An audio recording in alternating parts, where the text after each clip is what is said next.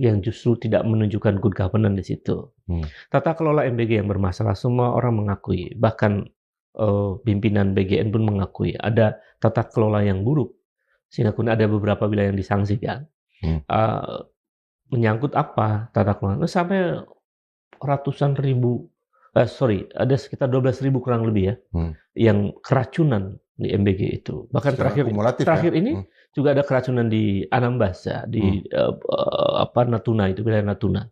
Sampai kemarin tuh baru kan beberapa hari yang lalu. Jadi artinya persoalan keracunan dari MBG itu persoalan yang sangat serius. Ini bukan persoalan angka statistik. Tapi kalau sudah di atas 10.000 itu persoalan yang sangat serius. Bahkan satu orang saja keracunan manusia itu persoalan sangat serius. Jadi karena rezim ini melihat korban keracunan itu dalam teknologi yang sangat kuantitatif, angka-angka belaka begitu, menurut saya itu persoalan. Jadi apa yang kemudian menjadi beban, atau apa yang kemudian kita sebut sebagai beban bangsa ini, karena performa kekuasaannya buruk, rapotnya. Belum juga indeks korupsinya yang masih skornya 34 begitu, indeksnya masih, rapotnya merah-merah sekali, itu kan juga beban.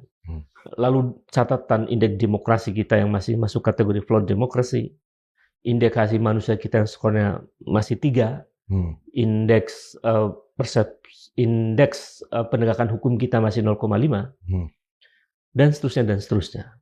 Itu performa kekuasaan Prabowo Gibran yang buruk, itu menjadi beban buat bangsa ini untuk melangkah ke depan. Mengapa beban? Gara-gara performa yang buruk. Ini belum soal nyelonong boynya Prabowo untuk menyetujui BOP dan agreement on reciprocal trade itu. Itu kan melanggar pasal, dalam teknologi pikiran saya, ya dalam konstitusi ada aturannya, pasal 13 itu. Untuk membuat keputusan politik kerjasama internasional yang berisiko besar buat kepentingan nasional dan bahkan menyangkut APBN, itu harus ada persetujuan dari DPR kan. Jadi ini persoalan-persoalan performa yang buruk ini menjadi beban untuk melangkah ke depan. Mengapa beban? Kan itu penting tuh.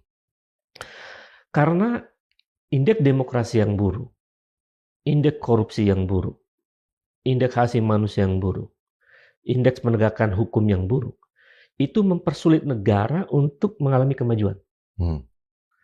Apa basis argumennya? Basis argumennya ada sejumlah riset yang dilakukan oleh World Economic Forum, bahwa ekonomi akan menjadi tidak sehat karena pemilik modal global yang sehat itu nggak bakal investasi di negara yang performa government-nya buruk. Karena nggak ada good governance. Korupsi merajalela, demokrasi yang memburuk, pelanggaran HAM terus terjadi.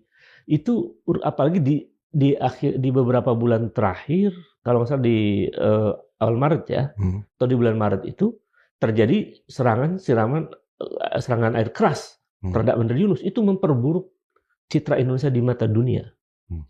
Jadi argumen-argumen empirik itu yang membuat saya membuat kesimpulan bahwa Prabowo Gibran itu beban